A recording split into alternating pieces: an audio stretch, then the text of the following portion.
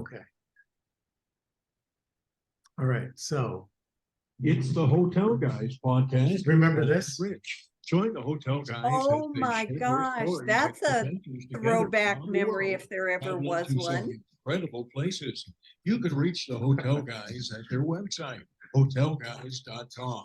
And now here's your podcast moderator, Nancy Ward. Our Oh favorite person. Goodness, you guys, a blast from the past. I love it. Where did Totally. you find that? Rich thought about that this morning. Well, it's on our website under our podcast key tab. You know, we have all the old ones that we've recorded up there. Sure. And it's just like, let's use that as an intro. I today. love his voice, and you can tell him that he has the golden radio voice like no other. So Yeah, he really does. That is Yeah. so cool. What a surprise. I love it. Well, hello from Buenos Aires, Argentina. Merry Christmas. Oh, well, hello Happy from holidays. Scappoose, Oregon. All right. Ah, Well, here we are again.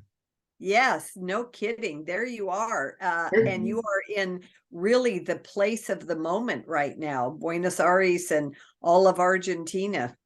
Definitely in the news, isn't it? we are. You know, it was interesting because on the 10th of December, that was the big inauguration day. And I'm like, oh, it's just a few blocks away, Paul, let's go.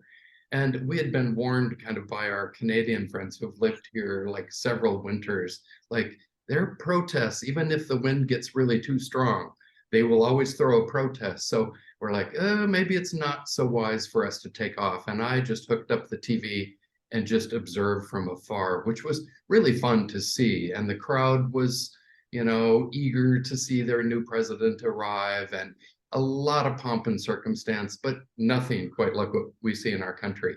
And so, yeah, we're off to kind of a new world in Argentina. Well, And this guy's been in office just a matter of days. yeah, and I would say also, kind of as a segue to talk about one of our primary topics, is that we were exhausted when we arrived from, and we didn't really have the energy, even though we were nearby and we could have walked there. We didn't really have the energy just because we were in recovery from what Sure. we did the last couple weeks in the States before we left. Is incredible. So- Maybe you've been through something similar. Well, something similar, but yours was a whole different set of circumstances. And for those people who don't know, Rich and Paul came back to Oregon.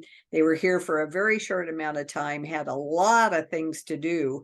And so I'm very interested in what you were busy doing while you were here. Well, I was so glad that we had a chance to see you while we were home, and we didn't get a chance to see you a second time, because the last couple of weeks of being at home was really a time when we first got together. We just celebrated our 15th wedding anniversary, and when we first got together into this house, where we have been now 14 years, we said we weren't going to wait too long to kind of be preparing ourselves for what would be another stage in our lives, which apparently has arrived. It arrived. You know, it was interesting because we just had 46 days to return and take care of business. And while we were in the process of going through items, our former housemate, who has really taken care of our place nicely these years while we were out traveling, stopped by, and he's just like, you know, Paul's like, yeah, we're just kind of like doing this end of life stuff, so we don't have to leave it with our family to deal with it. And Miles just looked at us and he goes, oh yeah, you're doing a Swedish death cleaning. And so, Which we had never heard of. had you heard that term? Oh, yes. Okay. Yeah. Well, you of course, Swedish? you know, I'm kind of in the biz, and so that's why. Right, that's true. That's true. That's right. Nancy, Nancy has helped people transition as a home funeral guide, for those of you that don't know. So Right. tell us about your Swedish death cleaning experience, Nancy, and then we'll share ours. Well, I think to keep it short, I will say that there are very few people who actually do it. And I can attest to what a burden it puts on a family when So can we. nothing, Right, yes, yeah. when nothing is taken care of. And I will just use my own family as an example. My sister died, and her husband had died a year previously.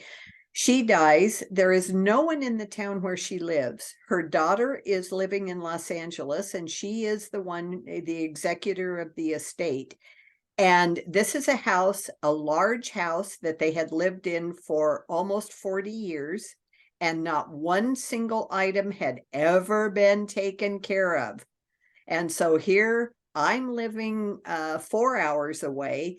Her daughter is living 1,200 miles away, and we have to step in and take care of all of this. Yeah, And here's the sad part is it really does put a burden on an extra burden on what should be a time of grieving. But instead of being able to grieve appropriately, you're having to deal with all the practicalities. right. Well, Yeah. the process was thrust on us just because we were presented with an opportunity to rent our house to Rich's son and his family. Mhm. And so in order to prepare the house, it was just, we weren't expecting to do this when we came from Peru. We intended to go right on over the border into Bolivia and then into northern Argentina and make our way to this Airbnb where we are for a month in Buenos Aires. But instead of that, we kind of canceled that little in-between chunk, went home to take care of business, and then came back down to Buenos Aires to enjoy the Christmas season here. So it was a busy time of cleaning up, cleaning out, and moving things out. And with still the option, we're not leaving necessarily the house for good. We're leaving ourselves the option to come back. But unlike when Miles was co-housing with us, we had to clean out the not just the kitchen cabinets, but the garage and the everything. The closet. I mean, we went deep. We went really deep and hard and fast because, long story short, it was kind of back for the 46 days that we were home. It was the first couple of weeks that were a bit relaxing when we saw you. It was the last couple of weeks after the kids came up from California and kind of gave us a better idea of like how deep we needed to go. Right. This stays, that goes. And we can use this. So we needed to use stuff while we were there too. And so we were really prepping it for their arrival, after our departure. So we'll be back in March for a few days. We're going to stay in South America until then: Argentina, Uruguay, Brazil, Chile. And we'll be home. We're going to Easter Island at the very end, which is really exciting. But then we'll be home for a few days before we head for Asia, and we'll be doing some more of it. But we've got everything lined up and ready to go. We know what still needs to get done, and we'll do that when we get home in March. So I'm curious to know I know that you put some things in storage. Good. Yeah. But First time how difficult was it to decide between the two of you what you would keep and what you would give away? Well, I mean, Paul wisely during COVID started his process. we went starting from the absolute beginning. It was like, Rich, you should go do the same thing. You should get busy. And instead I chose to go garden and ground and re-landscape and all of that stuff. So Paul had a head start on me. But when you have such a big walk-in closet like we did, it's sort of like, it was almost like a Twilight Zone. Like, are we going into a different dimension when we step into the back 40 of that? Well, that jumbo closet, Nancy. I sometimes joke it feels like it's a long, narrow closet, but we have little Soji screens on it, so it feels like another whole, room. And it felt like a massive room. I've often thought there was like Narnia behind those doors. Well, I think so. Paul would okay, let's go back up. Let's go back up again. And so we do a little work in the garage, then we do a little work in the kitchen, and we do a little work in the closet and other places in the house. We tried on so many clothes, and it was like, does this fit? It was easy. Are we tired of this? It was easy. It really was just time consuming. Clothing is hard for me because, as you know, I kind of like clothes, and when I was teaching, I kind of sense of pride in looking pretty sassy. Yep. But you know what? I look at these clothes and it's like, now, I stopped teaching in 2010 and then subbed for a few years. Yeah. But I'm like looking at things that I wore when we got engaged. And, so it was like crazy old stuff. And I have always been this guy that would look around and I would see old people wearing, clothes, polyester from the 70s. Like I was thinking Paul's dad, Ernie, the second. Double knit polyester, kind of little jacket. And mom was kind of the same in his family. So their clothing, probably could have been captured for some period film pieces. And I must say that his bike, actually, her bike, she had since she was 17, is that right? Something like that, yeah. So his mother was 84 when she died. She still had the bicycle. Had the bike up in the upper rafter of the garage. That ended up at the university in Bowling Green, Ohio. Where she worked. Yeah, So that the theater department would maybe access that old bike. So that was kind of like 3 dumpsters of items at his family's home when she died. Contractor-sized dumpsters. Yeah, not big, just the big ones, the big one. For like how many square feet? 1,200 plus a little bit more. But anyway, Yeah. so I think what I would pivot back to our experience by saying that because we've been living out of our suitcase for basically several years, on and off, mostly on, is relatively easy to know like what's useful, what do we need. And so we started the process of like what we would put in storage was like, would we ever want to bring it back into the house? Like, does it feel like it would come back at some point in the future? Like, is it useful enough and valuable enough to make that cut? And if the answer to that question was it could come back, then it went into our new friends at junkking.com in Portland. Anybody locally that happens to be junkking.com. So they were fantastic. And I thought, it's not cheap to get rid of things anymore. Goodwill only wants so much. And well, it was really sweet. They came actually twice. Yeah, we had to have them 2 times. And so on the front end of the first load was a lot of items. Well, our garage, it was sort of like the front 40% of the garage was like friends would come over because, also we were like trying to find things that had value for other people. Yeah. Our friend John took our sofa and one of the sofas that coffee table that we had, all of my plants. Yeah, and so we tried to find homes for things that made sense, and then we kept things that had use and that we felt like could come back. And then everything else, we time is money too. I mean, we listened to a book called The Gentle Art of Swedish Death Cleaning by Margarita Magnusson. It's actually on Audible, and we were just curious about what somebody would have to say about a book on Swedish death cleaning.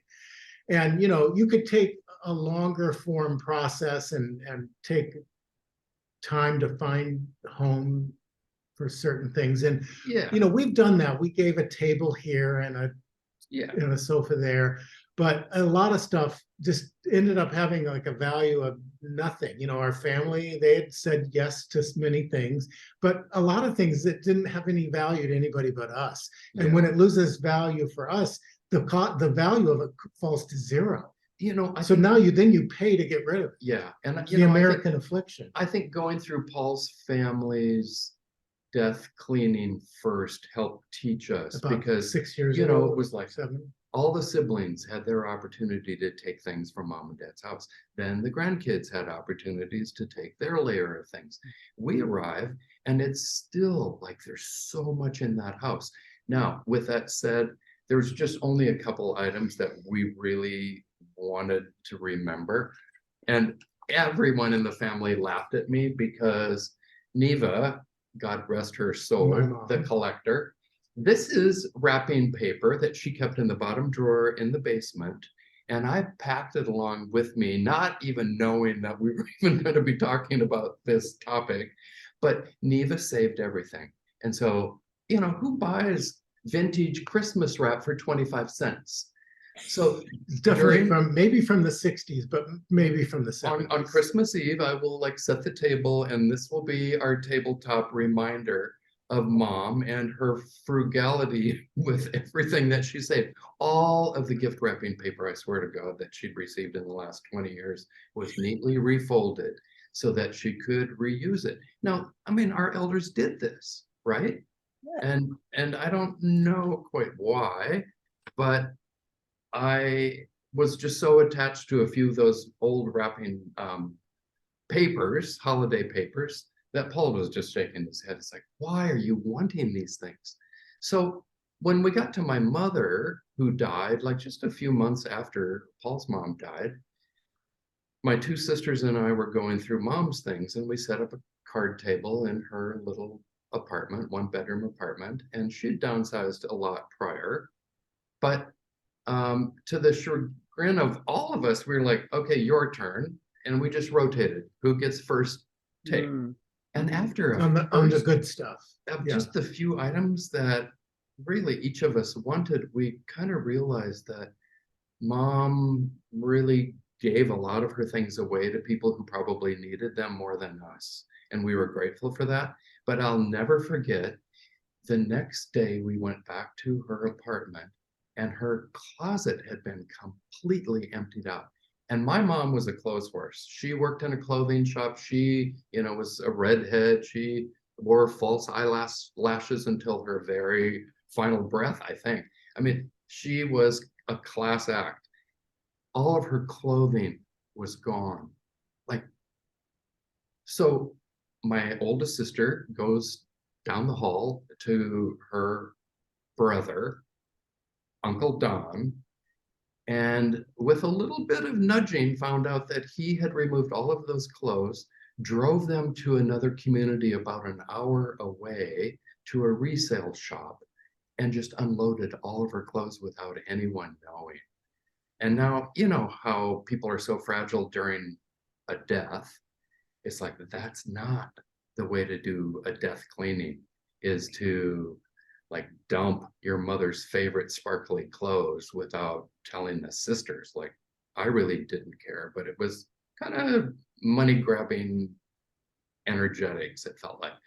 So here we are, going through our things with all of these memories attached, and some of them, it's like, okay, that was nice, it served its purpose, let's let it go. And me and plants, that was like, it was much easier to hand them over to John, my dearest friend, because he loved his plants, and he was like, would send me pictures. Now, does this one have a name? Tell me about it, and any tips. Aw. So it's that kind of stuff that made it easier. Now, Junk King, the service that we used, the first batch that went out, this guy, Will, noticed that I was giving away a sword, and this sword came from Spain that was gifted to me years ago. And he's like, oh, that's awesome. And he's like, I have a sword collection. I'm like, it's yours. And he was thrilled to get that. So Sure. it just kind of started this whole spiral of the giveaway, and it was easier than I thought. Well, we did ourselves a huge favor, I think. I was saying all throughout this experience, I mean, it was very emotional and kind of physically grueling as well, because these were really long days. I kept saying, I want to sit down and watch YouTube videos. Let's turn the TV on. It's like we just couldn't do it. Oh my God. But- We'd take a little mini break, and I think, oh, Paul's finally going to be in watching TV, and then he'd be back to back work. in the garage. But we like, did ourselves working a again. favor, and I really feel like at the end of it all, one of my takeaways is I'm sure that we just added years to our life. There's something about the lightening of the load that just felt like we just did ourselves like a huge favor. Relief is the word. And years ago we had sort of said, you create your own reality. So we set in motion this idea of like, let's not wait too late until we're emotionally ill-equipped or physically unable to literally go through the process. Because I mean, I have friends and family that I know are burdened by the acquisition of things from their relatives that have passed on, that they can't let go of a thing. Yeah. And it's just, it becomes that stuff owns you. And so we're not going to do that because we're still living out of our suitcase. So relief is the huge word. And like, I think I probably had a couple items on the second release of material goods. And one of them was my bike. And after my second back surgery, I realized I wasn't really going to be a biker anymore. And so this next batch of guys that came to pick up the items, I'm just like, oh, can you find someone that really is going to be excited about a bike for Christmas? I don't want it to like get resold. I want somebody to have it. So he's like, oh yeah, I can take care of that. And so that was huge. And then the other thing was I had a conga drum that I had bought years ago when I just had started my men's work with the Mankind Project. And I loved that drum, saved money for that drum.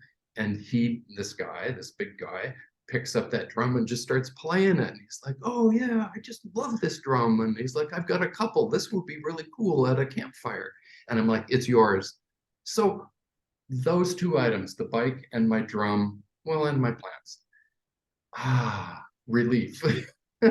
I'm happy that they're in somebody else's hands and they're enjoying them. Yes. So Yeah. normally when we arrive in a new place, we kind of hit the ground running very often. I mean, here we're here for a whole month. So we're not feeling like we have to slay Buenos Aires in a number of just a short number of days. But Nancy, when we got here, we were exhausted. We were pooped. I mean, we needed, I don't even think we got kind of ourselves just minimally situated. And then I was like prone for at least 3 days. Oh, I'd say 5 for you. Yeah. And I mean, and it wasn't just physical too. A lot of it was still kind of the emotional, just the push through it. We would look at each other and go, what the hell happened? Yeah. How did we do that? Yeah. Because it was literally in like 2 weeks. Because the first couple, we just needed to be home. I had bronchitis. We were regrouping from that trip, coming in and, then arriving here post all of that work in Portland. It was truly time for us to just drop into like, yes, we're proud of what we did and we're worn out. Yeah. So, we've just started, it's just over a week since we've been here, and we've been exploring the immediate neighborhood. And yesterday we went over to the Buenos Aires' Japanese garden, and we'll be in Japan in April. End of March and into April for about 3 weeks or so. So it was kind of a fun way to marry the two notions and enjoy really a beautiful garden that had been established in the late 60s. Yeah, right. Impressive garden too. Just the whole layout and tranquility vibe with, Japanese music and speakers here and there. So we've given ourselves a break, and we're back in the Spanish language environment. You'd think we would have learned a little bit more by now, but we're still just barely eating successfully.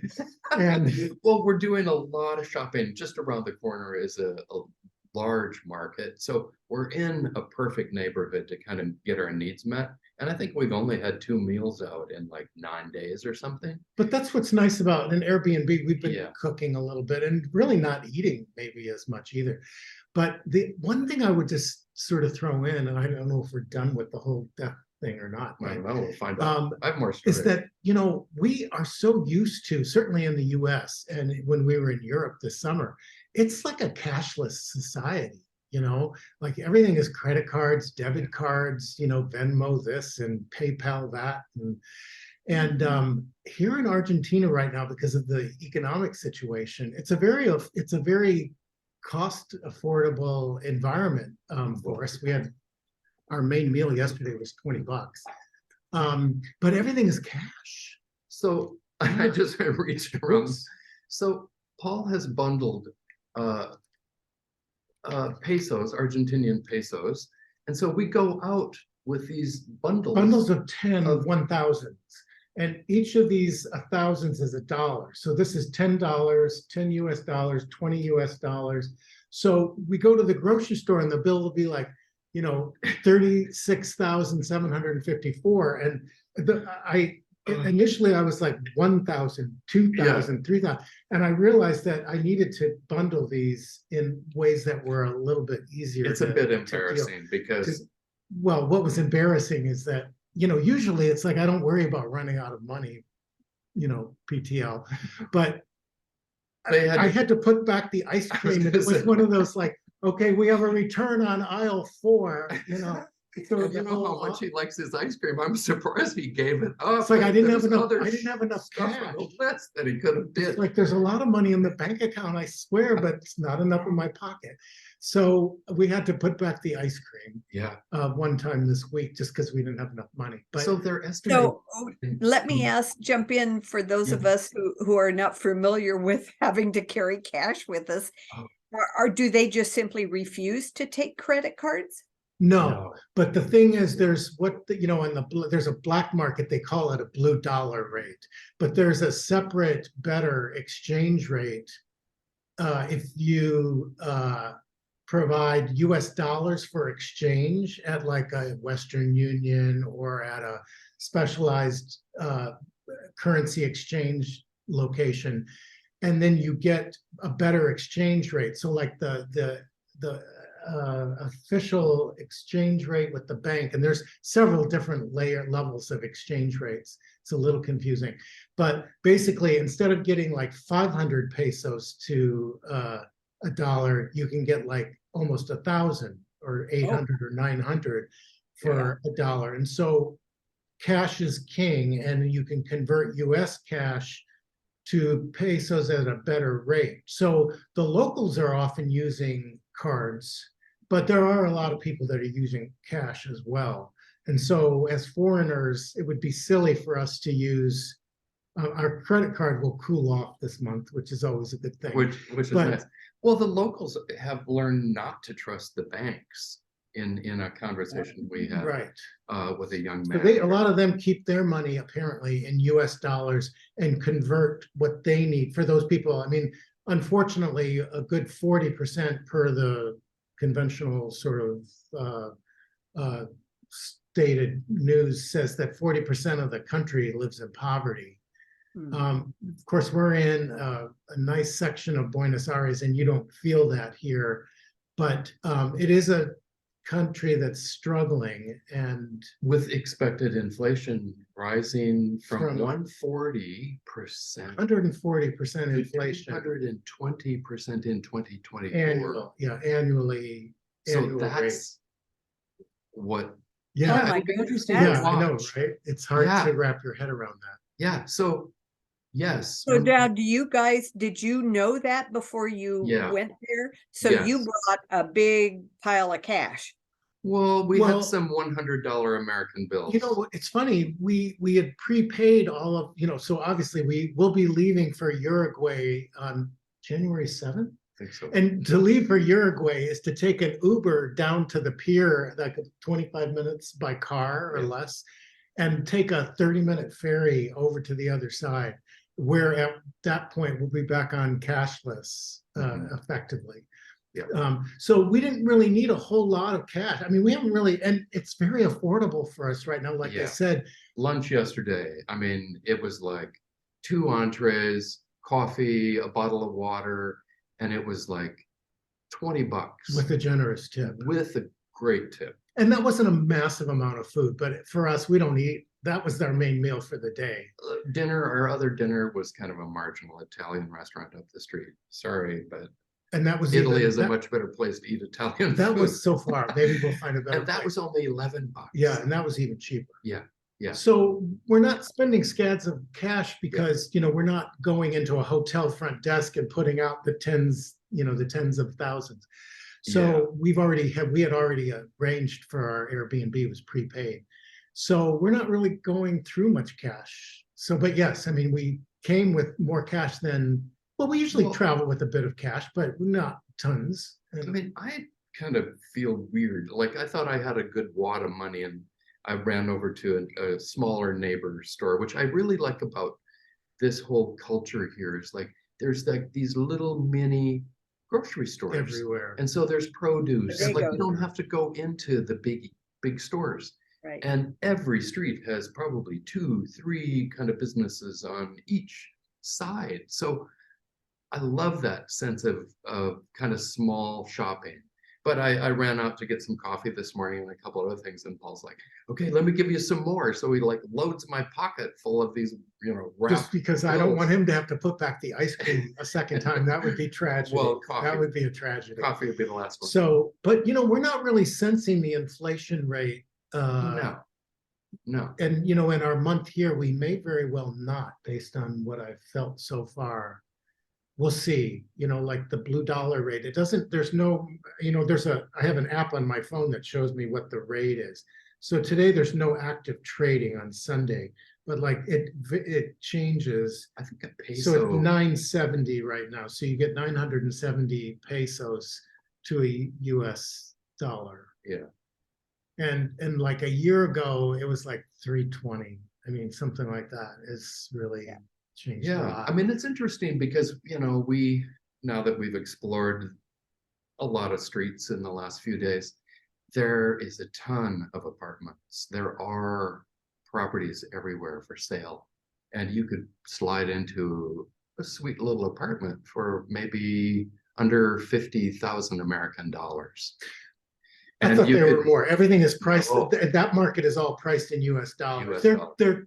They're threatening to move to an actual US, to give up control of their monetary policy and just adopt the US dollar and be at the whim of The experts. our monetary policy. But the experts are saying no. Well, it's not an easily accomplished thing. They've pegged their currency to the dollar before, one to one, but they've never given up their currency and adopted it kind of hook, line, and sinker. But the real estate market is all like on the shops. You can stop and look in the windows just like we do at home, and see what the prices are. And you can find a place in a good neighborhood for 130. These are reasonable sized flats. 3-bedroom, big, not patio. small 3 bedrooms, but like reasonable sized urban flats for 130 to a couple $100,000 US. Wow. I know. So I'm thinking a lot of people who are trying to operate on, which you shouldn't do, your Social Security, and retire on that. But there are so many Americans that are strapped to pay their own rent, pay their own, food and utilities. We all know how much more expensive it is to live in that culture. To live in the United States. It's more, I mean, we know it from even just a few years ago, things are a lot more expensive. Yeah. So it's like, it's the same everywhere in the world that we've been to. There's a lot of economic hardship. There's just a lot of hardship in general, and yet, but the whole vibe, and maybe it's just that Christmas isn't such a big deal here because you look around and just a few people have Christmas lights. I'm like, okay, I bought 2 strings of lights and some decorations like I always do. But there's just this sense of calmness that we feel here. Oh, I think the word is we're smack dab in the middle of the city, and we're on the ninth. We have a 9th floor. We're on the 9th floor of a 9-story apartment building. Quiet. I expect it to be this quiet when we're at the beach in Uruguay next month. It's surrounded by nobody. It's so quiet. Yeah. We have one neighbor that we hear a little bit, but because she has a dog. It's quiet. It's quiet.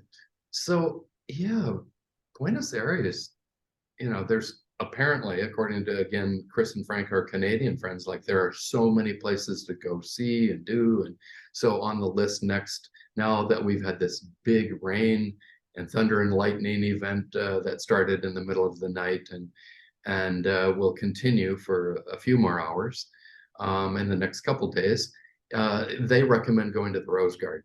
And so, me and flowers, and Portland is known for our fabulous international rose garden. Yes. So it'll be fun to do a little bit of checking to see how we compare. It's a beautiful city. It's got a European flair and similar kind of, many places are designed and styled on what we would see in places like Madrid and other places. It is a beautiful city, and we're just really having a lot of fun so far. And we've got a lot more to see. We have a lot more to see. Yeah. And of course, it is summer down there now, right?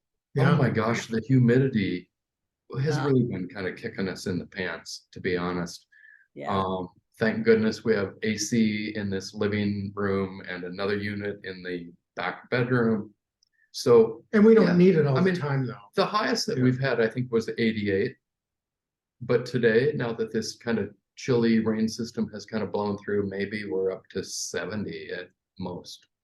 So, yeah, it's summer. You know, we get accused of chasing summer all over the world. And like this morning, I said, I'm really enjoying the rain because, you know, when we were there at the end of October in Portland and we had those few weeks, we just had a few days of rain. And then it became sunny and lovely, and it was a great fall back home.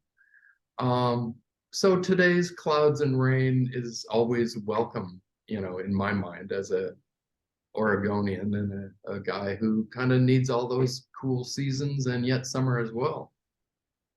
Yeah, you do seem to end up in an endless summer on your trips. I know. And I think that's very interesting because for me, you know, having spent quite a bit of time in tropical climates, that's one of the things I found found the hardest to contend with is that constant humidity. Yeah, yeah, yeah. Well, you know, I think today was 90% humidity, and it's been, you know, pretty high in the days that we've been here. Yet we like the warm kind of summer night feeling when it cools down to like 72. So switching gears just a little bit because I am such a political animal, I'm really interested to know what you hear on the streets and what you hear in the on the news and what are the newspapers like and what is television based on and yeah, just give us a sense of what it feels like to be there in a place that is not home.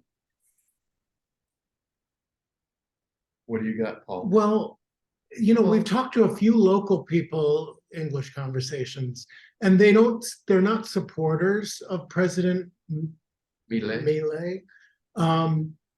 And we walked by some early protests, I think, you know, after his inauguration. I don't think so. That medical. That wasn't a protest. That was graduation celebration. Oh, okay. But there is a protest that I just read scheduled for Wednesday, the 20th of December. So that will be interesting to see kind of how people show up. You know, his speech, the president's speech was really kind of depressing and just a few minutes long. And it was like these people waited forever, like excited, waving their flags and, you know, probably hoping, right, for some sense of like something new and fresh. Leadership. He sold them with his, you know, personality and his ability to just talk.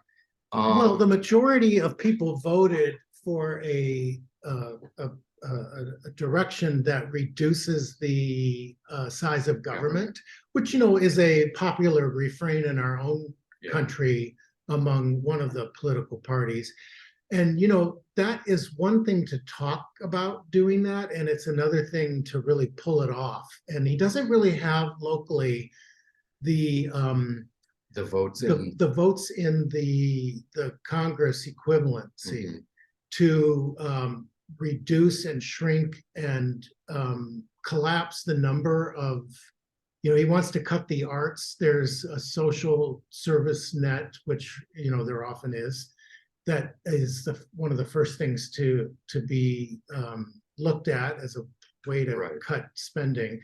So it really remains, I'm sure that we'll continue to be reading about their progress long after we're gone. I don't expect that there's a lot that's going to happen in the short term. You know, even just the transition to, you know, like a US dollar based economy is never really, I think, been accomplished before by anybody. There have been places that have tagged their currency to the dollar, and there have been places like when we were in Ecuador in the spring, they adopt the US dollar alongside of their own Ecuadorian, I think it's peso also. So, but it's one thing to say we're getting rid of our currency and we're going with the US dollar. officially. So, And so yeah. it's going to be it's a longer,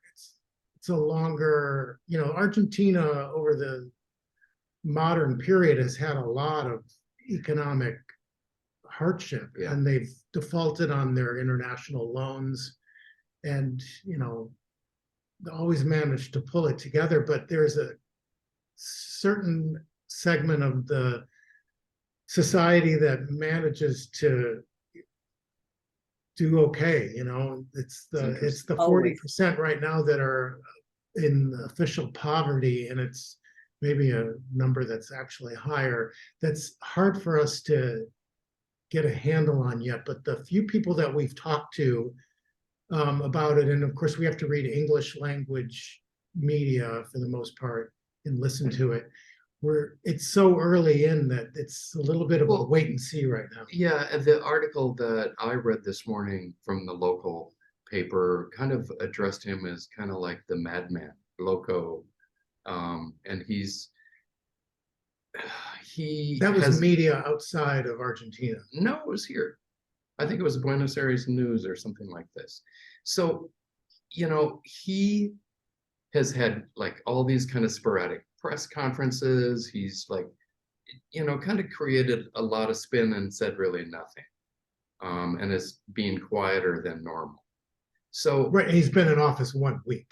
right. So he was inaugurated. He was brought in last Sunday. Yep.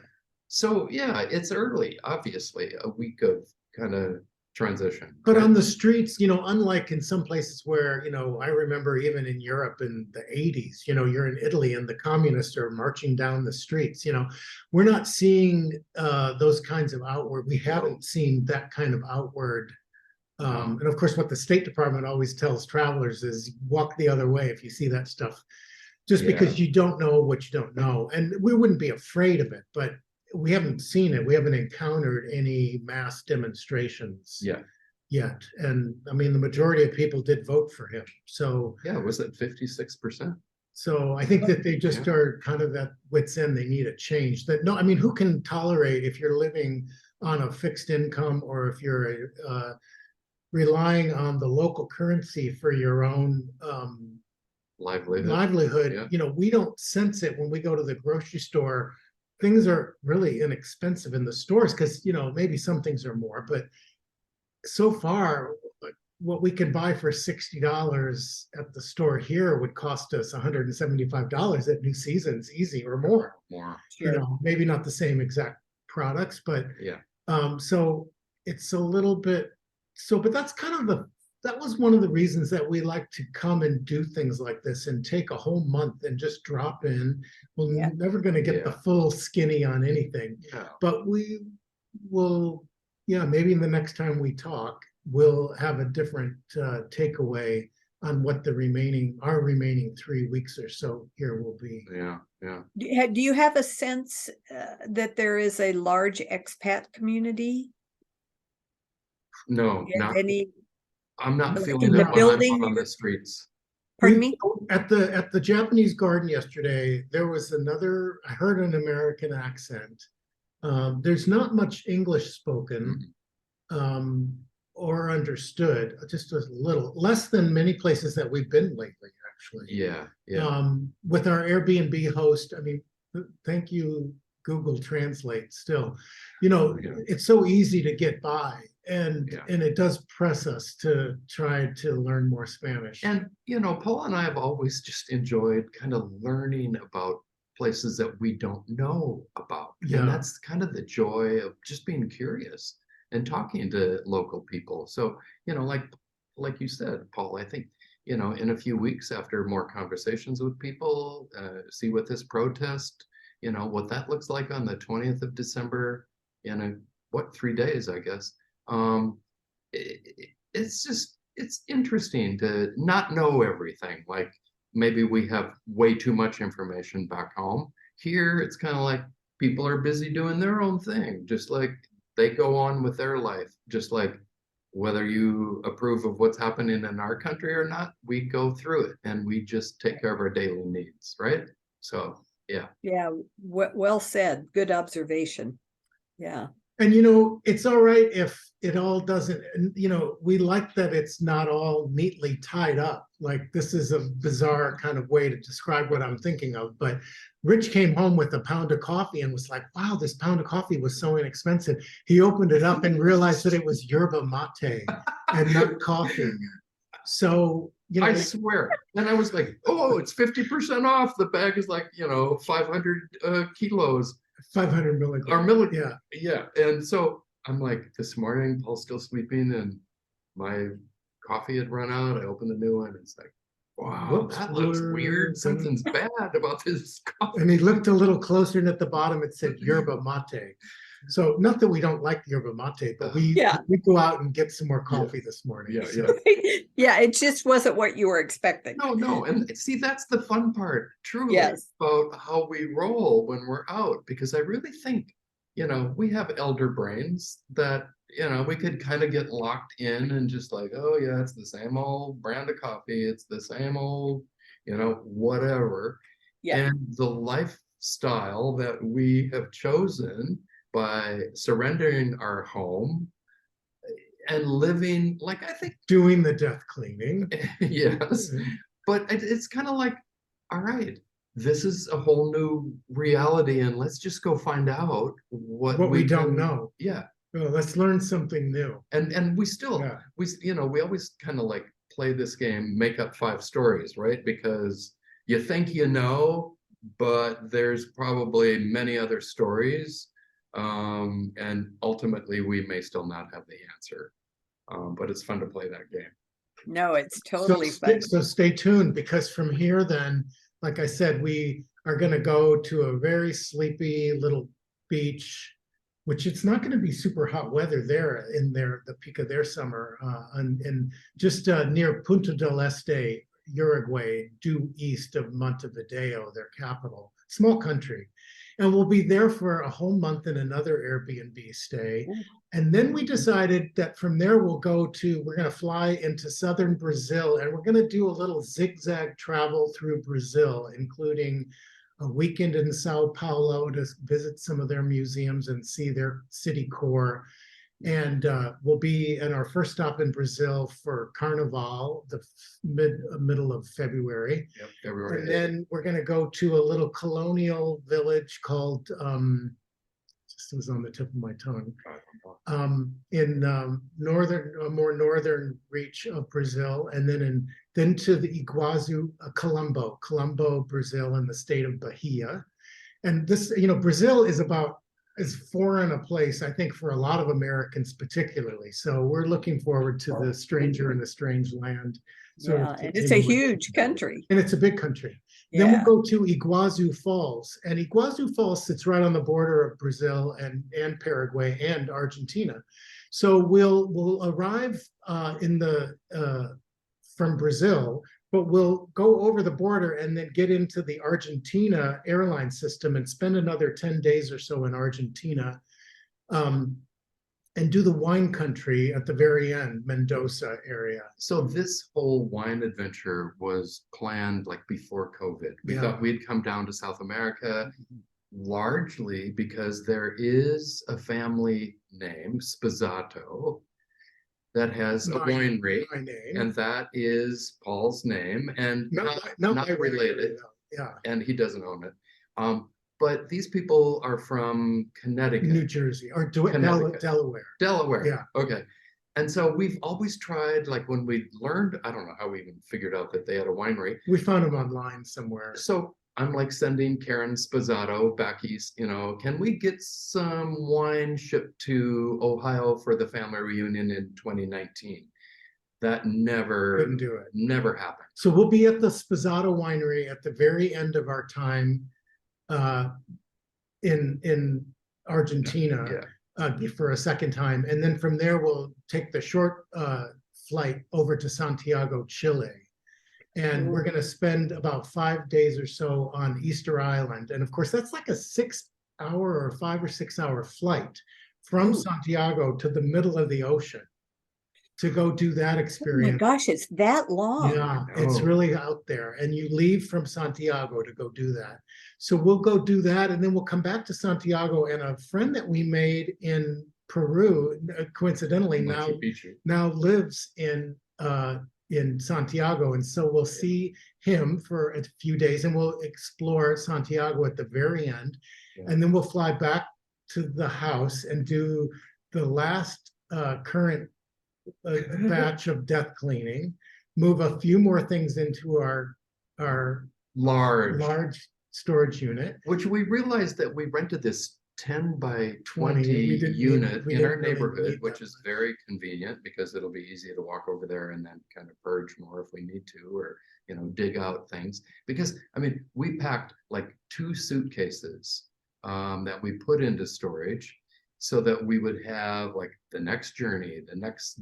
So we have these legs of wardrobe changes, if you will. Yeah, we have a sort of a wardrobe change for Asia, because then we pivot and we'll be in Japan and Bali and Thailand. Now we've decided Yeah. probably to stay in Asia and through kind of the early summer, and then we'll go back to the States. We'll see you. Well, we already have you, and we have our next date on our calendars. Yeah. And so we'll be home in the summer for my 65th birthday. Early August. And, Yeah. for a period of time or so, vote early, and then we plan to go back to Thailand, to northern Thailand, and we'll be there through the next winter next year. So we already have we have it Yeah. sort of scoped out. Is a that little bit. all in the travel itinerary? on Yes. Hotelguys.com? Yeah, so that anybody that cares to know where we are at any given time. Well, we keep do our this large, itinerary. well, it started out when Paul started to build this latest itinerary before we arrived here. It's like, I can't keep track. Please, you know, write this all down. So Yeah, that, And it helps our family. Sure. It helps our family and anybody else that's interested. Sometimes it Yeah. helps us. yeah, Where are we? So, you know, what's next? It's like, look at the calendar. but we just don't want to stop, but we do feel like we're going into a slightly slower, like these month-long stays are a little different from what we have been doing. We realize that our knees are Recovering still talking to us, even just after a 6-mile hike. and climbing Yesterday. up and down our stairs, Yeah. But we're back determined, home. it's good for us, it's good for our bodies and our minds to keep moving, and so why not? So, absolutely. Now when. yeah. Well, and I don't recall hearing, what is the name of this particular tour? So what is it, Rich? It's something to do with, It's the natural tour. the Or natural. the Oh, natural. Oh, yes, I do remember You know, that. Paul would Okay. always joke with people. He's like, "Oh yeah, 50% of the time we want to be at nudista, hotels, resorts." And Rich so got me going on this. and I now know love it. he's converted. So I mean, it means a lot less laundry. Great people that we meet. Right, So and so we hadn't mentioned that the Uruguay beach that we're going to, what took us to that particular beach is it's a naturist beach. The whole- big beach. Yeah, so we'll be there kind of mostly unclothed for the month of January into early February. And then the goal in Bali, we're going to be visiting A few. several different Yeah. naturist resorts, hotels, Thailand as well. Thailand eventually, right? Yes, yeah, we yeah. will, yeah. Because there's a new one. Well, so we're going to Thailand at a time of the year when we don't normally go. And so the places that we often go, it's not really the best time of year. So we're going to the Bay of Thailand, or do they call it the Gulf of Thailand? But it's the Koh Samui side of the peninsula. Yeah, so So the east, east of south and east of Bangkok. And if you want to think of it this way, it's west of Cambodia. So in that water, I think it's the Bay of Thailand.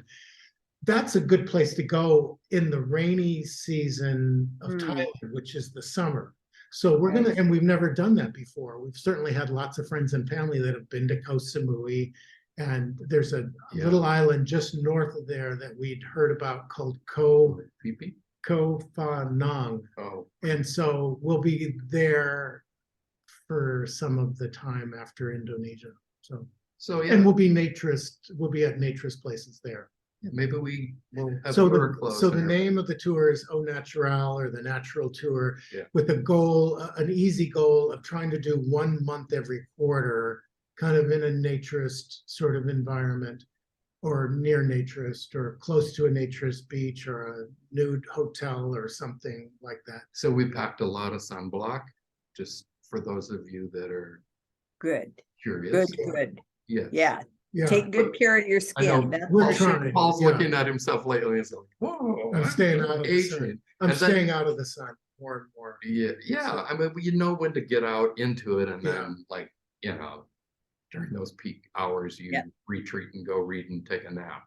So Yeah. yeah. So we Yeah, that's- and it's hard because that sun feels mighty good. Yeah, it does. yeah, It does. it does. It really warms the elder bones, doesn't it? Yeah, for But so sure. that's our update right now, and we Well, this has just been fabulous love as having these usual. conversations with you. I know. Oh, me too. And just the magic of hearing what you're doing, where you're going, how you've got this planned out for, a year. You've got a Yeah. year planned out, and it's Yeah. wow, it's scoped out. amazing. Unlike other places, we don't have we have holes in our schedule. Like, we're not sure where we're going to be every last minute in Japan, every last minute in any of these places. Oh, good. Even You just know Brazil. you're going to be in the country. Yeah, and Yeah. keep meeting other travelers that give us these tips and layers course. tips and more That tips. is the and- best part of traveling, is just to know. be able to go, oh, well, no, I was going there, but now I'm Yes. going here. Yeah, so Yeah. thank you to everybody that just like offers these nuggets to Yeah. us. And then, I mean, Paul's like this Google freak that's going after all this information. And then he's like, oh, what do you think of this? And then, so it all kind of fills in eventually. And Oh, it's the more we wonderful. read and understand, then it's like, okay, let's try that. Well, you guys, this has just been delightful as usual. And I think we just need to keep doing this on a regular basis, because honestly, it is so darn hard to keep up with you guys. Well, when we feel like, I mean, you can also tell us like it's time for a conversation, but we feel like, okay, it's time for Nancy. We have to Yeah. get the recording out again. I We'll know. find that old recording of us when we used to Yeah. do it in the studio. In the studio. Yeah. Yeah. Well, happy So- holidays to you both. Thank you. Thank And you. to Stay you too. well. Yes. Yeah, and I guess my final word is, between Christmas and New Year's, after people have accumulated all those goods and you're like, oh gosh, do I need all this stuff? My Yeah. one rule used to be, you get a new shirt, you get rid of a new shirt. So maybe consider doing some heavy duty purging. Well, we counted up the number of times that we have moved, 19 times. and I think I was 22. Yeah. Just, when you moved from this place to this place to this place. So, Oh, and then, having 2 children and going through photographs. I mean, all of that stuff was so cool to relive my life again. And reading old letters. It's like, I thought I'd get trapped in like this vortex. And the woman that wrote this death cleaning book, the woman from Sweden, is like, don't get bogged down into photographs because you'll get lost. And so Oh, totally. for me, there was like another tip that I read in Simplifying Your Home. It's like, with photographs, back in the day, you'd get like a bundle of 25 and you keep 1 or 2 of those memories and you throw them out. And Yeah. I swear, other than 3 pictures of Levi when he was playing high school soccer, where it's just like, he was such a strong defender. I'm like looking at those pictures and I've got stuck. And it's like, none of them were that good, really, quality wise.